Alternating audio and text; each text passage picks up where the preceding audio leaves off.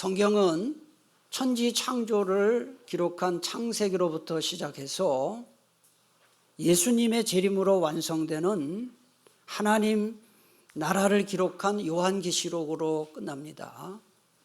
그런데 요한계시록의 마지막 부분을 장식하는 것은 오늘 20장에 나오는 천년 왕국입니다. 그래서 누군가 이렇게 말했습니다. 종말론이 기독교의 면류관이라면 그 면류관 중앙에 박힌 보석은 천년 왕국이다. 맞는 말이라 생각합니다. 종말론이 기독교의 면류관이고 면류관의 보석은 천년 왕국이다. 그런데 놀라운 것은 성경 전체에서 천년 왕국에 대해 설명하는 곳은 계시록 20장밖에 없습니다. 그것도 쉬어보니까 딱 7구절. 그렇게 중요한 말씀이 어떻게 이렇게 한 장에 그것도 7구절에만 있는지 참 그것도 신비롭다 이런 생각이 듭니다. 1910년부터요 1945년까지 36년간 혹독한 일제강점기를 우리가 겪었습니다. 1950년부터 53년까지 3년간 계속된 6.25 동란을 겪으면서 그 혹독한 비극 가운데도 한국 교회가 신앙 떠나지 않고 신앙을 유지할 수 있었던 비결이 뭐냐? 재림, 예수님의 재림, 천년 왕국을 굳건히 믿는 신앙 덕분이었습니다. 그런데 그러다가 1970년대, 1980년대에 이르러 한국 교회를 오염시킨 세대주의적 종말론 그리고 시한부 종말론, 극단적인 자유주의 신학 때문에 이제 한국교회 강단에서 재림을 얘기하거나 설교하거나 천년 왕국에 대해서 성경을 가르치면 이단이 아닌가 그런 의심부터 받게 되었습니다. 정말 안타까운 일이에요. 예수님의 재림, 천년 왕국은 성경의 가르침 중에서도 가장 중요한 가르침인데 어쩌다가 재림 얘기하고 천년 왕국 얘기하면 이단교회 아닌가? 이건 정말 문제가 많죠. 네. 오늘 요한계시록 20장을 이렇게 내용을 분석해 보면 네 부분으로 나눌 수가 있습니다. 여러분 옛날에 초등학교 때부터 공부 잘하는 학생들은 국어 시간에 문단 나누기를 잘해요. 성경도 잘 파악하려면 문단 나누기를 잘해야 돼요. 제가 설교 준비할 때 가장 먼저 하는 일이 문단 나누기예요. 자, 20장 한번 봅시다. 1절부터 3절은 사탄이 1000년 동안 어디에 갇힙니까? 무저갱에 결박돼 갇혀있는 장면을 기록합니다. 4절부터 6절은 그 유명한 천년 왕국에 대한 설명입니다. 그 다음에 7절부터 10절까지는 천년 왕국이 끝난 다음에 사탄이 잠시 풀려나서 성도들을 미혹하지만 결국은 영원한 지옥으로 던져지는 장면을 말씀합니다.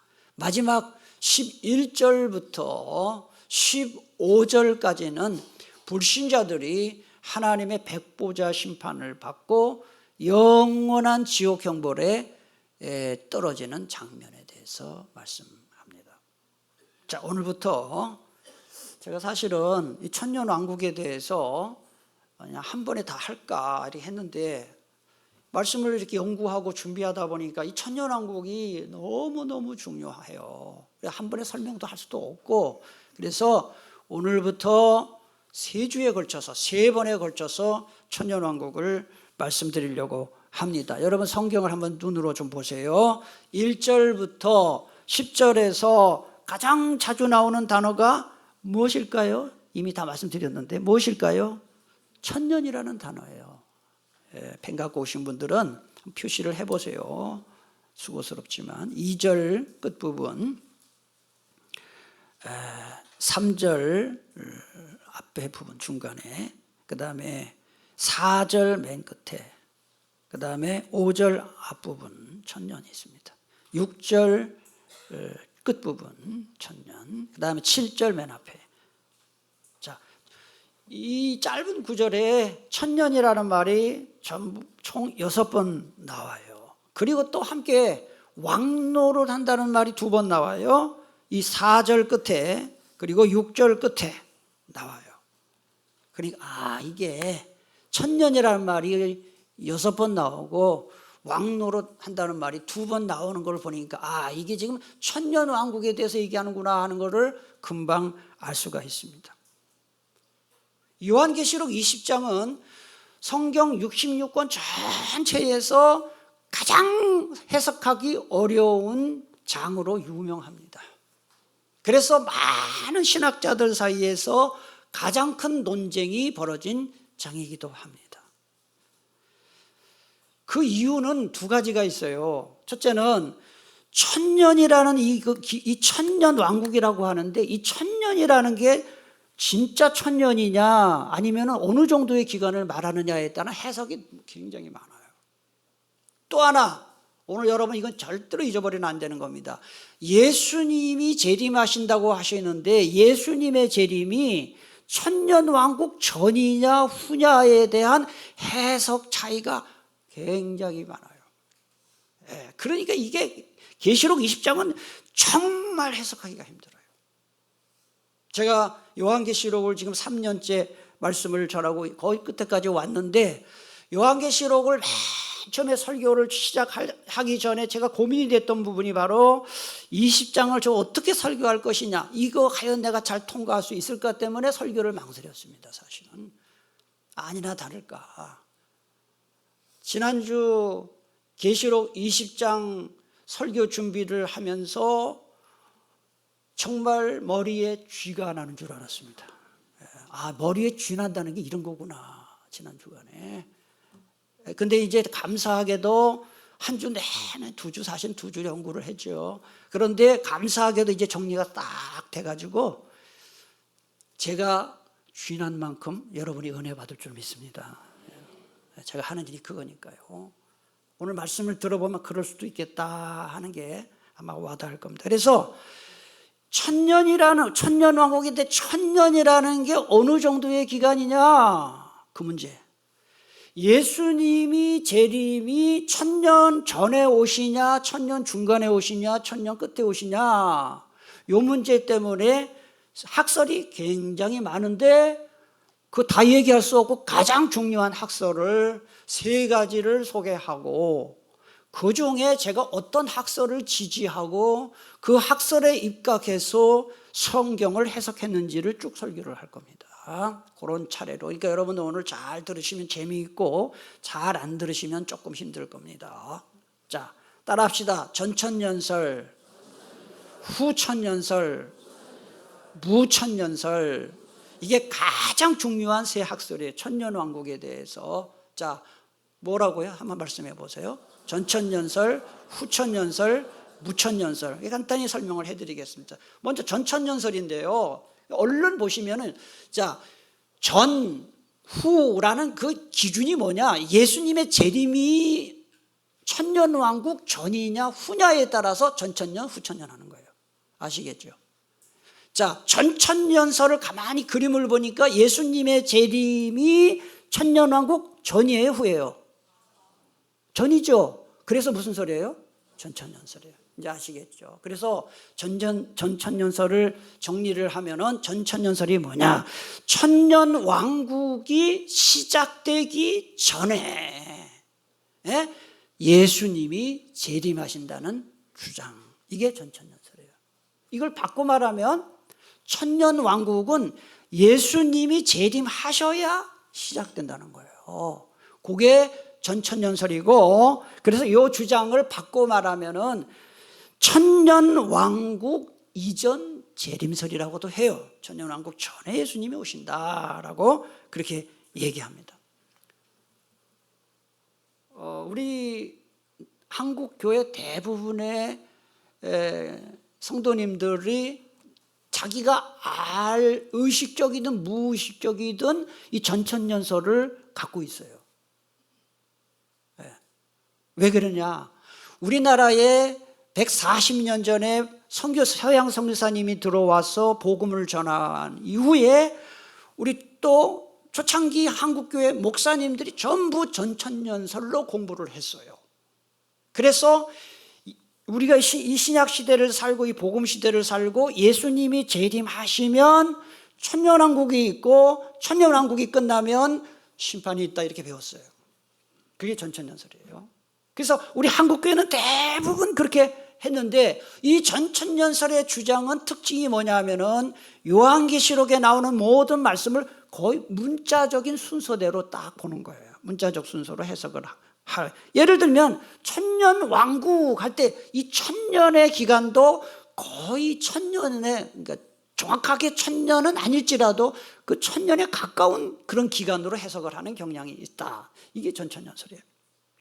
그래서 이 전천년설은 기독교가 시작되고 2000년이잖아요. 시작되고 나서 한 300년 어간 동안의 대세였어요. 거의 유일했어요. 예수님은 재림하시면 천년왕국이 이루어진다. 이게 거의 대세였어요. 그래서 이 천년왕국의 대표적인 주장자가 누구냐 하면은 사도 요한의 제자이자 서머나 교회 감독인 폴리카르포스 지난번에 얘기했어요. 이분, 그 다음에 그의 제자인 이레니우스, 그 다음에 이그나티우스, 그 다음에 테르툴리아누스, 터툴리안이라고 하는데요. 테르툴리아누스, 이분들입니다. 여러분, 로마 제국이 지배하던 시기를 살고 있는 많은 그리스도인들은 요한계시록에 기록된 대로 빨리 바벨론, 즉 로마 제국이 멸망해야 우리가 해방된다, 그런 생각을 갖고 있었어요. 그래서 로마 제국이 멸망하면 예수님이 재림하시고 예수님이 재림하시면 천년왕국이 이루어질 것이라는 것을 학수고대하고 있었어요. 그게 전천년설이에요. 그런데 말이죠, 주후 313년에 제44대 로마 황제인 콘스탄티누스 1세 때 밀라노 칙령을 통해서 기독교를 공인을 합니다. 기독교 공인, 세계 역사에 나와요. 기독교도 종교로 받아들이겠다 하는 것이 기독교 공인이에요. 313년이에요. 그러다가 주후 392년에 이르면은 51대 황제인 테오도시우스 황제가 테살로니가 칙령을 발의해서 발표를 해가지고 기독교를 로마 제국의 국교로 선포를 해요. 이제 모든 로마 제국의 시민들은 기독교만 믿는다라고 선포를 합니다. 여러분, 얼른 들으면 좋은 것 같잖아요. 그럴 때 신학자들은 어떻게 해석했느냐? 드디어 로마 제국이 멸망하고 이제 예수님이 재림하시고 이제는 천년왕국이 펼쳐질 것이다, 그렇게 기대를 한 거예요. 근데 여러분, 예수님 안 오셨잖아요. 천년왕국 없잖아요. 그러니까 그때부터 신학자들이 요한계시록에 나오는 말씀은 문자적으로 해석하면 안 되는구나, 영적으로 상징적으로 해석해야 되는구나, 그렇게 해서 바뀌기 시작한 거예요. 그때부터 이제 무천년설이 나오는 것입니다. 그게 첫 번째 전천년설이에요. 두 번째, 듣긴 들었는데 알 것 같고 모르기 같고 그렇죠. 그게 정상입니다. 여러분이 그렇게 머리가 좋을 수가 없죠. 저도 이것 때문에 찍어놨으니까요. 그래, 어쨌든 전천년설은 예수님이 재림하시고 천년왕국 전에 예수님 오신다, 그렇게 하시면 돼요. 그 다음에 후천년, 그림 보세요. 예수님의 재림이 천년왕국 전이에요, 후예요? 그래서 후천년설이에요. 그러니까 전후, 이거는 예수님의 재림을 기준으로 하고 천년왕국 후에 오신다 하는 것이 후천년인 거예요. 자, 이건 어떤 주장이냐 한번 잘 들어보세요. 설명을 잘 들으세요. 예수님이 재림하시기 전에 온 세상에 복음이 선포됩니다. 그러면 이 세상에, 온 세상에 하나님의 공의와 정의가 꽃피게 될 것이다. 그렇게 생각한 거예요. 그래서 사람들의 삶의 질과 수명이 늘어나서 태평성대를 맞이한 다음에, 그래서 이 세상이 쉽게 말하면은 유토피아가 된 후에 예수님이 오실 것이다. 그게 후천년설이에요. 근데 이게 19세기까지는 어느 정도 맞는 것 같았어요. 왜 그러느냐? 1760년부터 1820년 사이에 영국에서 산업혁명이 일어났어요. 그래서 영국에서 산업혁명이 일어나면서 문명과 문화가, 경제가 급속도로 발달하면서, 경제가 발달하니까 사람들이 살기 좋아지는 거예요. 아, 유토피아가 되는구나. 그런데다가 1789년에 프랑스 혁명이 일어나요. 1789년에 프랑스 혁명이 일어나서 1794년까지 이 프랑스 혁명이 계속되거든요. 그러면서 인간의 인권과 자유가 엄청나게 신장되면서 아무도 인신을 임의로 구속하지 못하고 인권과 평등이 주장되면서 이 시대가 이제 하나님이 말씀하시는 천년왕국이 펼쳐지겠구나라고 생각한 거예요. 그런데 20세기가 딱 들어서면서 상황이 완전히 바뀐 거예요. 1910년부터 1914년까지 4년간 1차 세계대전이 터지죠.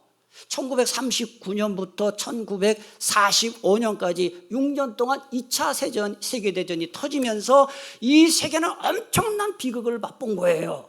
그러니까 사람들의 마음속에 태평성대 천년왕국 없다. 그래서 후천년설은 힘을 잃어버렸어요. 그 대표적인 주장자가 다니엘 휘트비라는 사람과 조나단 에드워드를 들 수가 있어요. 그 다음에 셋째로 무천년설이에요. 자, 이거는 잘 보세요. 무천년설의 예수님의 이 재림이 언제인가를 잘 그림으로 보셔요. 자, 이걸 설명을 하겠습니다. 우리가 무천년설 하니까 없을 무자를 쓰니까 천년왕국이 없다 이렇게 해석하면 안 됩니다. 무천년설은 천년왕국이 없다는 게 아니고 이 천년이라는 기간을 상징적인 기간으로 해석한다. 영적인 기간으로 해석한다는 이론이에요. 그러니까 이거 어떤 기간이냐? 예수님이 이 땅에 처음 오신 초림 때부터 2000년 전, 예수님이 다시 오실 재림 때까지 이 기간이 바로 천년왕국이다 이렇게 해석하는 거예요. 이 시대죠. 신약 시대 지금. 그리고 교회 시대. 우리가 사는 이 시대가 바로 천년왕국이라고 해석하는 것입니다. 그래서 요거를 다른 용어로 뭐라고 부르는 따라합시다. 현천년설, 시작된 천년설. 지금이 천년왕국이라는 거예요. 이 무천년설의 특징이 뭐냐 하면은 요한계시록에 나오는 말씀을 대부분 상징적으로 해석해요. 영적으로 해석해요. 그리고 요 설을 주장한 대표적인 주장자들은 오리게네스, 그 다음에 아우구스티누스, 16세기 종교개혁자 마르틴 루터, 그 다음에 장로교 창시자 장 칼뱅 같은 사람, 신약학자 핸드릭슨 같은 사람이 주창자입니다. 자, 이제는 잘 보세요. 여러분들은 지금 세 가지 이론을 말씀드렸는데 어느 이론이 맞을 것 같은지, 저는 어떤 이론을 지지하는지를 잘 한번 생각해 봅시다. 제가 이미 여러 번 말씀을 드렸지만은 계시록이 어려운 이유는 문자적으로 해석하는 게 맞느냐, 상징적으로 해석하는 게 맞느냐를 분별하는 게 힘들다는 거예요. 이 부분을 문자적으로 해석해야 되느냐, 예를 들면 666 같은 거, 진짜 666 번호가 들어간 거를 받으면 짐승표냐? 가끔 보면은 저기 자동차 번호판 중에 666 들어간 거 있어요. 또 아파트 동번호 666호 있단 말이죠. 그럼 마귀 새끼 사는 집입니까? 그게 문자 해석이에요. 그게 맞냐? 아니면 상징적으로 해석해야 되냐? 그래서 어떤 사람은 실제로 예수 믿는 사람 중에 자기 자동차 번호가 666 들어가가지고요, 재수 없다고 그걸 바꿔달라고 해서 바꾸는 사람도 있었다고 제가 들었어요. 그건 굉장히 성경이 무지한 거죠. 그거는 문자적인 해석이에요. 그러니까 성경 계시록을 읽을 때 이게 문자로 해석해야 되느냐 상징적으로 해석해야 되느냐 그게 분별하기가 어려워서 계시록이 어려운데 힌트가 있어요. 뭐가 힌트입니까? 로마의 제11대 황제인 도미티아누스가 교회와 그리스도인들을 극심하게 핍박할 때인 주후 95년에 기록된 성경이 요한계시록이에요. 그러니까 핍박과 순교가 계속되니까 그리스도인들이 내가 이거 예수를 계속 믿어야 돼 말아야 돼? 절망과 낙심이 들었습니다. 그래서 하나님께서 그리스도인들에게 용기와 희망을 줄 필요를 느껴서 쓰게 하신 책이 요한계시록이에요. 근데 하나님이 사용하신 사람이 누구냐? 여러분 요한계시록 누가 썼어요? 요한이 썼어요. 예수님의 제자인 사도 요한을 하나님이 계시의 수납자로 선정하셔서 했는데 이 사도 요한이 요한계시록을 쓸 때에 훌륭한 시설이 있는 도서관이나 책상에 앉아 쓴 게 아니에요. 제11대 도미티아누스 황제가 핍박을 하는데 사도 요한이 복음을 전하다가 체포가 되어가지고 유배지로 반모섬에 유배당한 상태에서 하나님의 계시를 받아 쓴 책이 바로 요한계시록이라는 사실을 우리가 알면 해석에 도움이 되는 거예요. 여러분 그러면 생각해 봐요. 그리스도인들에게 용기를 주고 희망을 주기 위해서 기록된 책이라고 한다면 어떤 내용이 기록되었습니까?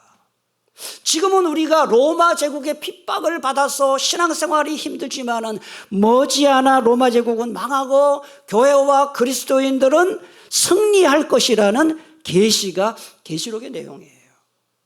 그런데 만약에 사도 요한이 그 내용을 그대로 계시록에 적으면 어떤 일이 벌어지겠습니까? 로마 당국이 책 검열을 해가지고 그 내용을 아니까 바로 요한계시록이 그리스도인들에게 읽혀지기도 전에 폐기 처분될 거예요. 그리고 사도 요한은 불순한 책을 기록한 저자로 잡혀서 목 베어 죽이거나 화형에 처해질 겁니다. 그래서 사도 요한은 계시록을 기록할 때에 그리스도인들은 다 아는 내용이지만 로마인들은 이해할 수 없는 언어로 상징과 숫자를 많이 써서 기록한 이유가 그게 바로 그거였어요. 그래서 여러분들 요한계시록은 해석할 때 문자적으로 해석한 것이 분명한 부분을 제외하고는 대부분 상징적으로 그리고 영적으로 해석해 맞습니다. 계시록에 어떤 숫자가 나옵니까? 한번 계시록에 무슨 숫자가 나왔나요? 3, 4, 7, 10, 12, 24, 그 다음에 한때, 두때, 반때, 42달, 1260일, 666, 1000, 14만 4천 이런 숫자가 나왔어요. 제가 지금까지 요한계시록을 해석하면서 666, 14만 4천 전부 문자적으로 해석했나요? 상징적으로 해석했나요? 여러분 다 그건 아시잖아요. 14만 4천이 구원받는 숫자인데 진짜 14만 4천이 아니라 말이죠. 구약의 12지파, 신약의 12사도 곱하기 만수 1000을 곱하면 14만 4천이 된다. 구약의 모든 성도와 신약의 모든 성도들을 합친 것이 14만 4천이다. 그렇게 해석을 했어요. 그런데 이단들은 대부분 14만 4천을 문자적으로 해석을 해서 우리 신천지에 믿는 14만 4천 명만 구원을 받는다라고 해석을 했는데 놀랍게도 신천지가 부흥을 해서 14만 4천이 넘었어요. 그래서 그걸 바꾸고 있어요. 이건 상징적이다라고 할 건지 그걸 고민하고 있는 거예요. 자, 666도 상징적으로 해석했어요. 14만 4천도 상징적으로 했어요. 계시록에 나오는 내용을 대부분 상징적으로 해석했는데 그렇다면 천년왕국도 문자로 해석하는 게 맞을 것 같아요? 상징으로 해석하는 게 맞을 것 같아요? 답이 나오잖아요. 제가 말씀을 준비하면서 우리나라 속담에도 이런 표현이 있다 하는 것을 알게 됐어요. 천을 상징적으로. 자, 한번 봅시다. 말 한마디에 천냥빚을 갚는다. 이게 진짜 천냥빚을 갚는다는 게 아닙니다. 큰 엄청난 빚도 말 잘하면 그냥 없는 걸 해줄 수 있다. 말 잘해라 이런 뜻이에요. 또 하나, 천리길도 한 걸음부터. 그럼 천리길 400km라는 뜻이 아닙니다. 먼 걸음도 한 걸음부터 시작한다는 뜻이에요. 우리나라에도 이런 상징이 있구나 하는 걸 알게 되었어요. 베드로후서 3장 8절에 보니까 주께는 하루가 1000년 같고 1000년이 하루 같다는 말씀이 나와요. 그럼 여기에 1000년과 하루를 진짜 1000년, 진짜 하루로 해석하는 게 맞느냐? 그렇지 않아요. 이게 무슨 뜻일까요? 하나님의 시간 계산과 사람의 시간 계산은 엄청난 차이가 있다는 것을 강조하기 위해서 이런 표현을 쓴 거예요. 다시 말씀드리지만 1000년 왕국이라고 할 때 1000년은 진짜 999 다음 1000 이게 아닙니다. 여기서 1000년은 매우 긴 기간, 그걸 상징하는 거예요. 매우 긴 기간. 이런 이유 때문에 저는 전천년설, 후천년설, 무천년설 가운데 뭘 지지할 것 같습니까? 저는 무천년설을 지지합니다. 여러분 보고 그걸 강요하지 않겠습니다. 왜냐하면 사람마다 다르기 때문에 저는 그 입장에서 계시록을 해석하고 있다. 그걸 말씀드릴 뿐이에요. 자, 그럼 질문하겠습니다. 천년왕국은 언제 시작되는가?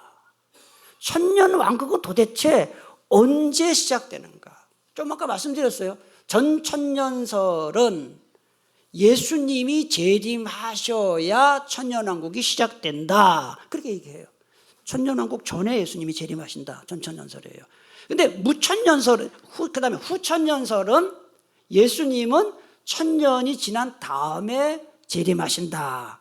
무천년설은 예수님이 초림부터 재림까지의 기간, 이 시간, 우리 시간이에요. 교회 시대, 복음 시대, 신약 시대, 우리가 사는 이 시대가 바로 천년왕국이다. 이렇게 해석하는 거예요. 그 무슨 근거로 그렇게 해석하냐? 그걸 말씀드리는 거예요. 자, 여러분 본문 2절을 보세요. 오늘 2절만 말씀드릴 거예요. 오늘 2절을 거기에 답이 나왔어요. 우리 다 같이 2절을 봉독하겠습니다. 용을 잡으니 곧 옛뱀이요 마귀요 사탄이라 잡아서 1000년 동안 결박하여. 이거 자세한 얘기는 다음 주 할 거고요. 용이 뭐 사탄 뭐 예쁨. 여기 보면은 중요한 것은 사탄이거든요. 이게 사탄을 잡아서 결박하는 거죠. 1000년 동안 결박한다 이런 말씀이 나와요. 그러니까 전천년설은 잘 보세요. 전천년설은 이 구절을 어떻게 해석하느냐? 전천년설은 예수님의 재림이 1000년 왕국 앞에 뒤에 앞에 전천년설은 예수님이 1000년 왕국 앞에 오시는 것으로 해석하기 때문에 예수님의 재림이 있은 다음에 이 1000년 왕국이 있다고 해석하기 때문에 사탄이 결박되는 것은 예수님 재림 이후로 보는 거예요. 그러나 제가 지지하는 무천년설은 예수님이 이미 2000년 전에 오셨을 때 지금까지를 천년 왕국으로 보기 때문에 예수님이 이 세상에 오신 그때 사역하실 때부터 이미 사단을 예수님이 결박하셨다. 그렇게 해석하는 거예요. 또 그 증거를 대겠습니다. 요한일서 3장 8절을 보세요. 앞에 보세요. 사탄을 결박한 것은 재림 후가 아니고 이미 예수님이 사탄을 결박하셨다. 2000년 전에 그 근거입니다. 여기 보면 하나님의 아들은 누군가요? 예수님이에요. 하나님의 아들이 나타나셨다는 것은 예수님이 이 세상에 오셨다는 겁니다. 초림입니다. 예수님이 이 세상에 오신 것은, 자, 그 다음 한번 읽겠습니다. 시작. 마귀의 일을 멸하려 하십니다. 사단을 결박하겠다는 거예요. 사단을 결박해서 꼼짝 못하게 하겠다. 공동번역이 이렇게 번역합니다. 악마가 저질러 놓은 일을 파멸시키려고 하나님의 아들이 나타나셨던 것입니다. 그랬어요. 여러분, 예수님이요, 이 세상에 오셔서 많은 병자를 고치셨잖아요. 한 번은 어느 지역에 가가지고 귀 먹고 말 못하는 장애인, 귀신 들려서 귀 먹고 말 못하는 그 환자를 예수님이 고쳐주셨는데, 여러분, 귀신 들려서 그렇게 됐으니까 어떻게 해야 그 병이 낫겠어요? 귀신을 쫓아냈어요. 예수님이 귀신을 쫓아내셨어요. 그리고 예수님이 직후에 하신 말씀이 마태복음 12장 29절에 나와요.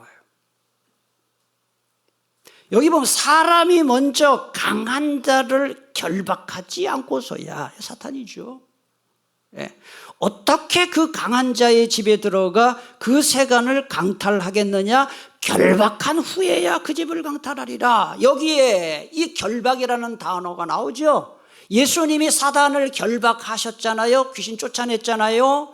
여기에 결박이라는 단어와 오늘 본문 2절에 나오는 사단을 결박했다는 단어가 그리스 원문 성경으로 보면 똑같은 단어를 쓰고 있어요. 저는 다시 한번 말씀을 연구하면서 무릎을 쳤습니다. 아, 그렇구나. 예수님이 귀신 쫓아내실 때 그 사단을 결박시킨 사건이 바로 오늘 2절에 나오는 사단을 결박시킨 것과 같은 의미이구나, 이렇게 깨닫게 된 거예요.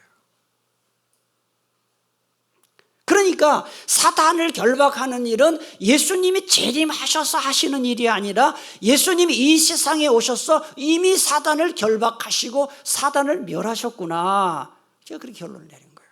또 다른 구절이 있어요. 마태복음 12장 28절. 내가 하나님의 성령을 힘입어, 예수님이 귀신을 쫓아내는 것이면 뭐가 임했다 그랬어요? 하나님 나라가 이미 임했다. 누가복음 10장 17, 18절 70인 전도되죠. 돌아와서 주여 주의 이름이면 예수님의 이름을 외치니까 그 다음에 어떤 일이 벌어졌습니까? 귀신들도 우리에게 항복하더이다. 예수께서 이르시되 사탄이 하늘로부터 번개같이 떨어지는 것을 내가 보았다 그랬어요.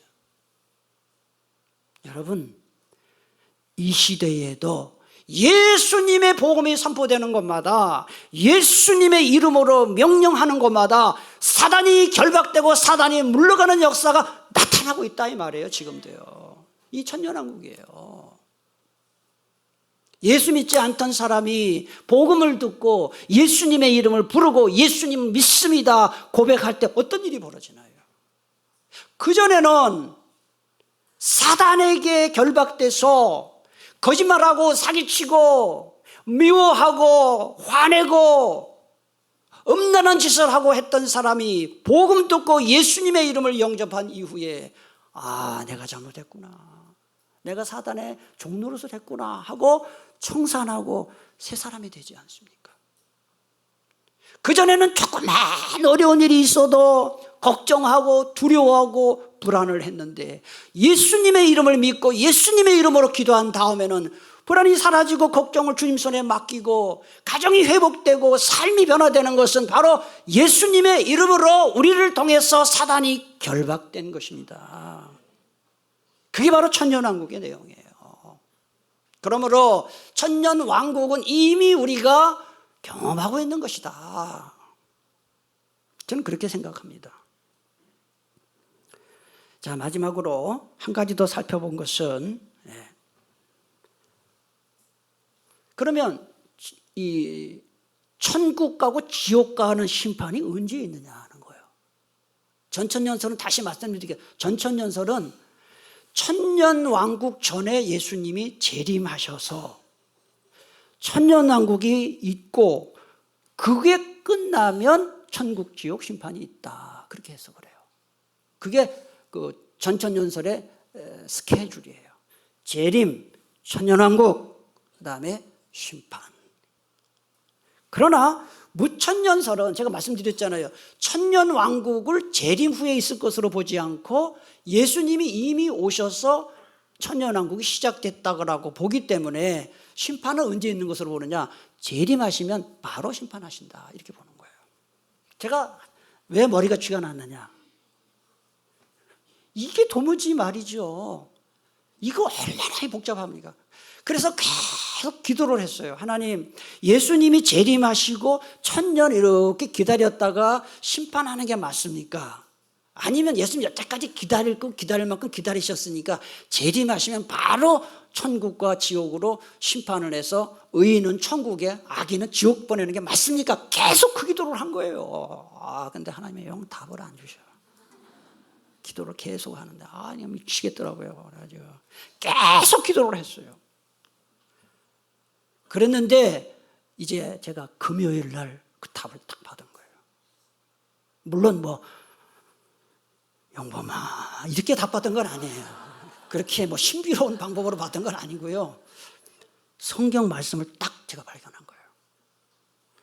제가 이런 생각이 있었어요. 아니 하나님이 예수님이 재림하시면 지금도 얼마나 우리 참았습니까? 우리 여러분 얼마나 진짜 주님 앞에 뺀질이고 말씀대로 안 살고 여태 참으셨는데 또 천년왕국 또 있다가 그때 심판, 그건 아닌 것 같다는 생각이 자꾸 들었어요. 그런데 성경 말씀을 제가 봤죠. 그래서 성경 보니까 여러 곳에서 예수님이 재림하시는 순간 예수 믿고 죽은 사람뿐만 아니라 안 믿고 죽은 사람도 같이 부활을 해서 의인은 천국에 악인은 지옥으로 심판한다는 말씀을 제가 여러 군데를 발견한 거예요.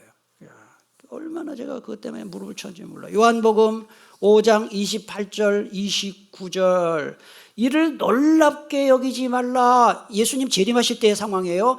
무덤 속에 있는 자가 다라는 것은 믿는 사람 안 믿는 사람 다예요. 무덤 속에 있는 자가 다 그의 음성을 들을 때가 오나니 선한 일을 행한 자, 예수 믿고 구원받은 자는 무슨 부활입니까? 생명의 부활로. 악한 일, 예수 믿지 않고 죽은 사람은 무슨 부활로? 이게 동시에 있는 걸로 나오더라고요. 동시에 있는 걸로. 전천년설대로 그러면 예수님 재림하시고 천년왕국 후에 이제 이런 일이 있을 것이다 이렇게 나오거든요. 동시에 있을 걸로. 사도행전 24장 15절 그들이 기다리는 바 하나님께 향한 소망을 나도 가졌으니 곧 보세요. 어떻게 붙어있나? 어떻게 됐어요? 의인과 악인의 부활이 같이 있는 걸로 나와요. 재림하시면 바로 이런 일이 있구나. 다니엘서 12장 2절 땅의 티끌 가운데 자는 자 중에서 많은 사람이 깨어나 그 다음에 또 보세요.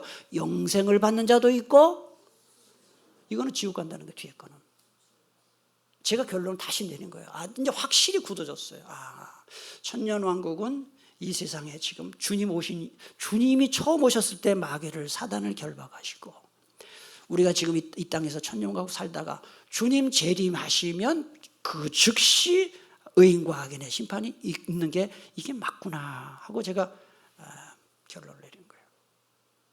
제가 이제 지금 한 30분, 40분 이 정도 쭉 제가 이제 연구하고 고민한 것을 말씀을 드리니까 여러분들은 뭐 이해가 되는지 안 되는지 모르겠죠. 하여튼 그런가 보다 하는데 이게 참 간단치 않아요.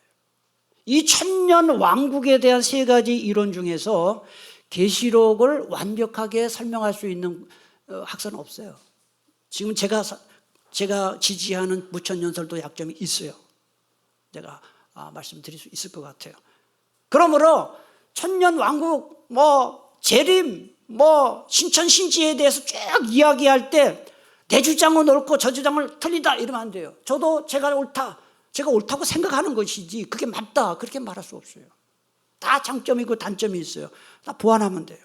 현재 그리고 한국 교회에서 가장 큰 지지를 얻고 있는 것은 그렇게 배웠기 때문에 전천년설이에요. 그 다음이 무천년, 오늘 주장한 대로. 그 다음에 후천년설은 아예 이제 없어요. 아무도 지지하지 않습니다. 자, 결론입니다. 세 가지 이론이 조금씩 다르지만 전천년, 후천년, 무천년설이 공통적으로 인정하는 것이 뭐냐? 예수님은 반드시 재림하신다. 할렐루야. 그거 다 인정해요. 천년왕국은 있다. 다 인정해요. 그 다음에 최후 심판은 반드시 있다. 신천신지 있다. 지옥과 천국이 있다. 그건 다 인정해요. 그건 다 공통적으로 인정하는 거예요. 여러분 계시록을 배우는 만큼 저와 여러분의 마음속에 정말 예수님의 재림과 천국과 지옥을 확실히 믿는 믿음이 있게 되기를 축복합니다. 그 정말 믿음은요 지금 이렇게 안 살아요. 정말 믿음은요, 현세에만 얽매여 살지 않아요. 하나님 나라를 대망하며 살아야 돼요. 하나님의 관점으로 살아야 돼요. 그리고 성경 말씀 읽고 들을 때마다 잘 깨달을 수 있도록 성령께서 저와 여러분의 영안을 활짝 열어주시기를 축복합니다. 기도하겠습니다.